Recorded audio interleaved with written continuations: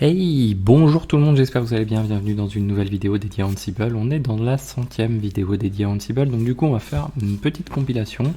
On va compiler deux choses, donc l'installation qu'on a vue lors des précédentes vidéos de notre stack ELK, et on va compiler ça avec ce qu'on a vu dans les vidéos autour des 40e vidéos, c'est-à-dire la stack de monitoring, Prometheus Grafana et Node Exporter.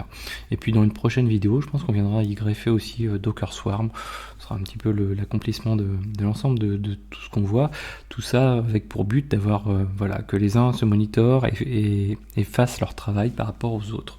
Donc par exemple, aujourd'hui, l'objectif c'est quoi? C'est tout simplement que notre stack de monitoring soit en œuvre pour pouvoir collecter les métriques, alors pour l'instant que pour Node Exporter pour notre LK, mais on va pouvoir ensuite y rajouter un exporteur spécifique, par exemple à Elasticsearch, et récupérer les informations d'Elasticsearch. On verra aussi peut-être une installation d'app, enfin bon, ce genre de choses. Alors là j'ai installé, vous n'êtes pas obligé d'en faire autant, j'ai installé 7 machines en fait. Vous voyez, donc j'ai Node 1 à Node 7 qui est running. On n'a pas besoin d'en avoir autant que ça. Donc si vous regardez le Vagrant file, hop, voilà. Donc là, ce qui suffit pour faire la vidéo d'aujourd'hui, potentiellement, vous pouvez le faire avec que deux machines. Une machine qui va contenir le LK, donc comme je vous avais montré le LK, on peut le réduire à une seule machine. Moi j'ai voulu avoir un cluster Elasticsearch, juste comme ça pour la forme. Donc j'ai deux machines un petit peu plus calibrées parce que voilà, il y a de l'Elasticsearch. Et puis on va installer sur le node 3 notre stack de monitoring, et puis sur les autres nœuds, ce qu'on va faire, c'est qu'on va tout simplement installer Node Exporter et faire en sorte que notre outil de monitoring soit bien relié à tous ces éléments, à toutes ces machines là, pour pouvoir collecter les informations de Node Exporter. Donc ça va être assez simple, et vous allez voir que comme on n'a pas trop mal travaillé dans les vidéos de monitoring, on va se référer à une seule vidéo qui est la vidéo 45, dans lequel on avait compilé notre stack de monitoring. Donc on va se baser sur les rôles qu'on a développés dans cette stack. Avant de faire ça, donc on va juste, en guise d'organisation des choses, on va commencer par notre inventaire. Donc notre inventaire jusqu'ici, qu'est-ce que l'on a? On a quelque chose qui ressemble à ceci. Toc toc toc, pourquoi je l'ai là lui? Bon, ouais, j'ai dû faire une petite modif. Voilà. Donc on est comme ceci. Si on reprend la vidéo ELK, on est comme ceci.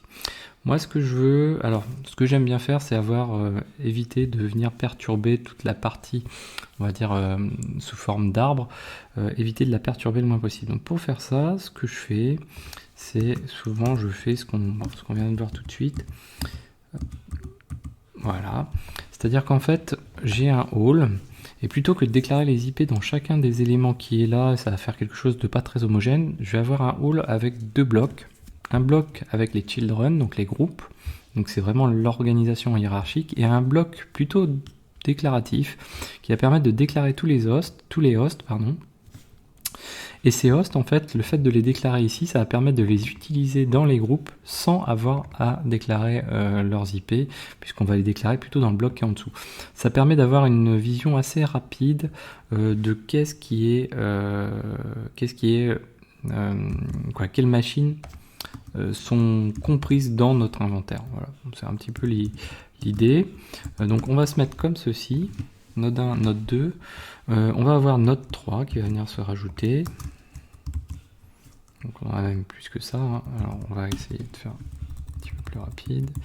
On va faire comme ceci. Toc, voilà. Qu'est-ce que j'ai fait? Voilà, toc. Donc node 1, node 2, node 3, node 4, node 5, node 6 et node 7 on a dit. Donc là on a les IP qui suivent, hein, voilà, donc on a de la chance, c'est un peu plus facile pour le coup. Hop, voilà. Et voilà. Donc là on est prêt ensuite à faire notre structure au-dessus, on a déclaré les IP, donc on n'a plus besoin de se servir des IP à cet endroit-là, donc ça va simplifier un petit peu les choses. On a donc notre stack élastique qui est là.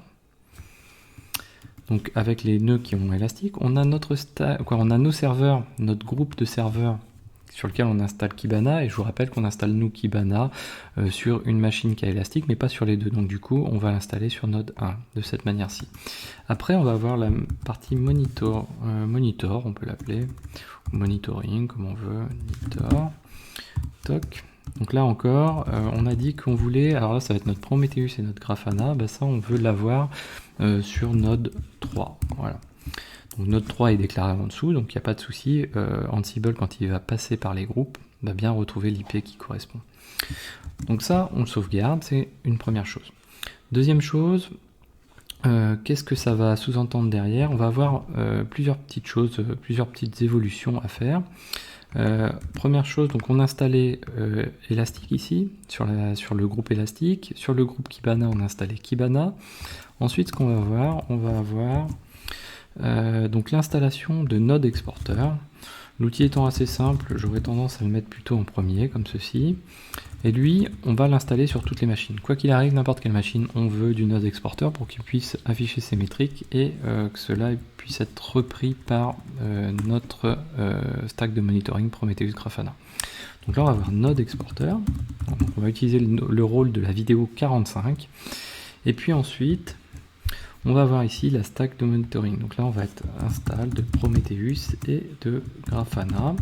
C'est sur la même machine et c'est sur node 3, mais je vous ai dit déjà, on évite au maximum de mettre dans les hosts les noms de machines. Il vaut mieux se référer à des groupes. L'avantage des groupes, c'est que si on fait bouger les machines, etc., on n'a pas de difficulté, peu de choses à faire évoluer. Donc là, on va mettre monitor, puisqu'on a notre groupe qu'on vient de créer tout à l'heure. Et puis ici, on va avoir l'installation de Prometheus, puis l'installation de Grafana. Voilà, donc je sauvegarde tout ça. Donc vous embêtez pas, hein, dans le lien dans la description de la vidéo, vous allez retrouver le lien vers les éléments de cette vidéo, hein, de toute façon. Maintenant, il nous faut récupérer les rôles. Donc ça va être assez simple, hein, on va se rendre ici. Donc moi, vous retrouvez le lien, hein, de toute façon, il est également présent dans la description.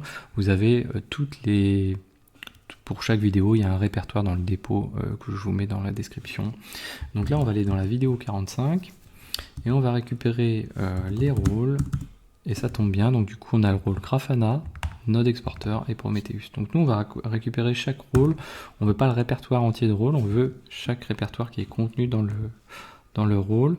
Donc on va lui passer un cp-r et on va mettre tout ça dans le répertoire où j'étais tout de suite. Donc /playbook, je suis dans test, Ansible, et je vais mettre tout ça dans le répertoire de rôle, comme ceci. Donc là, si je me rends maintenant dans mon répertoire de rôle, j'ai bien mes rôles Grafana, Kibana, Node Exporter et Prometheus. Donc là, parfait. Ensuite, ce qui est important, donc souvenez-vous, Prometheus, ce qu'il faut, c'est checker simplement qu'il scrape bien toutes les machines. Là, on est sur le groupe All, on installe Node Exporter sur toutes les machines. Mais rappelez-vous, donc si on va jeter un petit coup d'œil dans le template qui est ici, on fait référence à une variable dans Prometheus. Sa configuration, elle est faite grâce à un templating. Et dans ce templating, ce qu'on fait, c'est qu'on va parcourir un groupe qui est défini dans la variable qui s'appelle Prometheus Node Exporter Group. Et on va récupérer donc chacune des IP des serveurs en question. Donc nous, il faut juste s'assurer du groupe. Nous, on a installé Node Exporter partout. Donc ce qu'on veut, c'est que le scrap de Prometheus se fasse sur toutes les machines. Là, en l'occurrence, Prometheus Node Exporter Group est bien sur toutes les machines. Donc ça, c'est important. Donc là, on est pas mal. Donc on va pouvoir lancer les choses. Alors vous voyez que finalement, le fait d'avoir cité des variables par défaut dans les rôles, finalement on y gagne beaucoup parce que vous voyez qu'on a dans les groupes var uniquement de déclarer elastic.yaml, quelques éléments, mais rien d'autre. Dans les hosts var, on n'a rien du tout, c'est ce qu'on évite au maximum d'avoir des spécifications par host, il vaut mieux par groupe à la rigueur, même si on a une seule machine, il vaut mieux avoir des groupes, et déclarer les choses comme ceci. Dans mon ansible.cfg, j'ai un default host key checking à false. Et à côté, j'ai mon inventaire, mon playbook qui est prêt à être joué. Et donc on va lancer tout ça. Donc pour lancer tout ça, on va se rendre dans notre répertoire en question. Donc on a dit qu'on était dans Playbook Test Elastic Ansible. Voilà, donc je suis bien au bon endroit. Donc là je vais faire un Ansible-Playbook-i, mon inventaire, petit k, grand K, je vous rappelle c'est pour passer les connexions SSH et l'élévation de privilèges pour le user Vagrant, hein, parce que le user Vagrant, souvenez-vous, on l'a défini à cet endroit-là. Alors ça, c'est quelque chose qu'on pourrait plutôt éviter parce que on rentre dans les spécificités. C'est-à-dire que si demain, cette stack-là, je veux la jouer sur une infrastructure qui est pas du tout liée à Vagrant ou autre chose, là, à l'heure actuelle, j'ai une certaine adhérence par rapport à tout ça. Si je l'enlève, je peux toujours passer mon user Vagrant par la ligne de commande. Donc là, vous voyez, si je fais simplement comme ceci, hop. Alors, je suis pas avec mon clavier et ça m'embête. Ok. Et ben, il prend pas les éléments. Tiens, c'est marrant. Si je fais, ok. Je vais essayer de le faire comme ça. Pas moyen, tiens, c'est marrant. Ok, donc bon, en fait, on peut supprimer le user Vagrant comme ceci.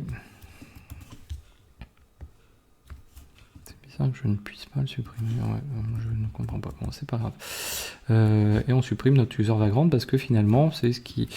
Là, si vous voyez les rôles tels qu'on les a, alors modulo, des petites adaptations parfois, mais ce qu'on a, là, vous voyez, si on a 3 machines virtuelles, on définit les nouvelles IP, on lance notre playbook.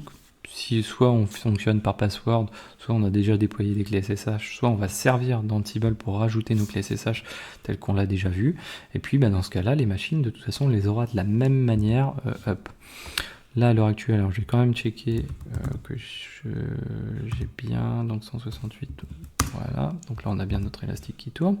Et donc, on va lancer tout ça. Ansible playbook-k, on va lui passer un petit u pour dire que j'utilise le user Vagrant pour la connexion SSH et mon playbook.yml. Donc là on va passer Vagrant pour le password et comme on utilise le même password pour l'élévation de privilèges, c'est parti. Donc là il va checker les gathering facts, ensuite il va s'occuper de l'installation de Node Exporter. C'est ni plus ni moins ce qu'on a déjà vu dans les vidéos précédentes, hein, vidéo 45. Alors je l'ai déjà fait tourner sur le Node 1 et Node 2, hein, vous inquiétez pas. Et là, donc, il va dérouler les choses. Donc là, il installe dans un premier temps Node Exporter sur l'ensemble des 7 nœuds. Et ensuite, donc, il va rejouer notre install d'Elasticsearch, mais ça, on l'a déjà fait lors des vidéos précédentes. Donc finalement, il va faire aucune modification. Il va rejouer l'install de Logstash, de Kibana. Là aussi, aucune modification. Par contre, après, il va s'intéresser à Prometheus Grafana. Donc là, vous voyez, ça prend quand même quelques secondes. Ça va relativement vite. Voilà, on a beaucoup de tasks hein, qui sont. C'est là où vous voyez que prendre un rôle de la communauté n'est pas toujours adapté. Hein, donc ça, voilà, vous voyez ce genre de vidéo peut être intéressant pour partager dessus. C'est que un rôle de la communauté, généralement, les gens vont chercher à faire quelque chose de très polyvalent. Du coup, vont avoir beaucoup de tasks pour checker quel OS on a, quelle différence on va avoir. Donc beaucoup de tasks. L'inconvénient de beaucoup de tasks, si vous avez un parc qui est très étendu, mais que toutes les versions ne vous intéressent pas, déployer sur toutes les versions ne vous intéressent pas, eh bien le rôle de la communauté, vous allez perdre beaucoup de temps sur des tasks qui vont être pas forcément skippés, etc. Donc du coup, ça va pas être terrible.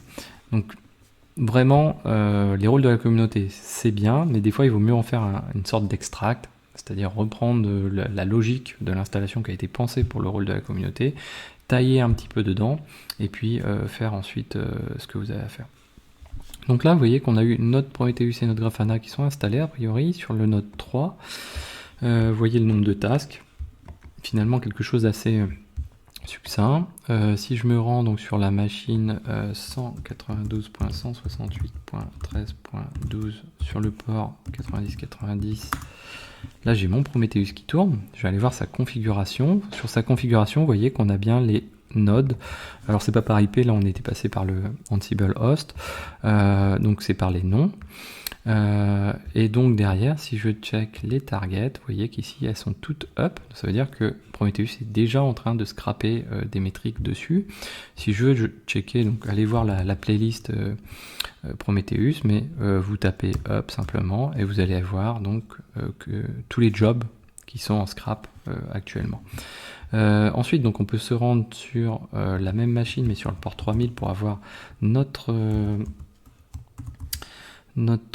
Grafana tout simplement, donc 13.12 et Grafana c'est le port 3000. On verra peut-être plus tard pour rajouter un petit Nginx devant tout ça avec toutes nos interfaces graphiques, c'est-à-dire on a du Elasticsearch, on a du Grafana, du Prometheus, donc on peut mettre une petite interface graphique, ça peut être sympa. De tête, je crois que dans la vidéo 45 ou avant, on avait défini, voilà, on avait modifié l'admin par défaut. Je vous invite à aller voir ces vidéos si vous les avez pas vues. Ensuite, si on va donc ici, on avait installé par défaut le dashboard Node Exporter. Donc très bien, on va aller dessus. Qu'est-ce qui se passe dans Node Exporter? On a le job Node Exporter nous, qui nous intéresse. Et dans ce job Node Exporter, si on liste les nodes qui existent, on a bien nos 7 nœuds. Alors là, il n'y a pas de métrique. Pourquoi? Parce qu'on est sur une fréquence de 24 heures, ça fait même pas 5 minutes que ça tourne, donc on va se mettre sur les 5 dernières minutes, et vous voyez que là, ça y est, c'est parti. On a des informations. Sur le node 1, on a un Elasticsearch qui tourne, donc vous voyez que la RAM est plutôt sollicitée, 71%. On a 4 CPU. On a 4 Go de RAM également, pas de swap, donc vous voyez, tranquille. Et puis vous voyez la RAM ici qui est utilisée, on peut agrandir la vue, voir qu'on a encore un petit peu de libre, mais qu'on a 400 MB seulement de libre. Voilà, donc là on a fait plutôt dans un sens, c'est-à-dire qu'on a Prometheus qui va récupérer des informations de Node Exporter sur notre ELK. On va, je pense, dans les prochaines vidéos, rajouter un exporteur ELK qui va fournir des informations par rapport aux index, etc. On va essayer d'ingérer un petit peu de data éventuellement. On va également voir un petit peu pour rajouter des éléments, par exemple peut-être notre stack Docker Swarm pour laquelle on récupérera les logs dans notre ELK, plus récupérer également les métriques Node Exporter et les métriques CAdvisor qui permettent d'avoir des informations sur les containers qui tournent sur quelle machine, etc. Donc voilà, on a fait un petit peu le tour. Donc notre élastique bien sûr fonctionne, il n'y a pas de souci. On a nos informations qui tombent au fur et à mesure. Derrière, voilà, c'est du Node Exporter, donc vous retrouvez pas mal d'informations sur la mémoire. Alors bien sûr, voilà, c'est du Java, donc la mémoire est relativement quelque chose d'important dans la stack Elasticsearch. Ouais, bon là j'ai grossi un peu beaucoup, mais voilà. Alors Node Exporter ne vous fournit pas la liste des applicatifs, des process qui tournent. Vous n'avez pas trop de regard sur les process qui tournent. Pour ça, il faudrait, donc vous avez d'autres exporteurs qui sont plus adaptés à ça. Voilà, qu'est-ce que je peux vous dire d'autre? Donc là on a des process, on a quelques éléments. Bon après, ouais, la plupart des informations sont quand même remplies. Voilà, donc j'espère que cette vidéo vous a plu. N'hésitez pas à la partager, à mettre des pouces bleus, à commenter. Et moi je vous dis à très bientôt sur Xavki.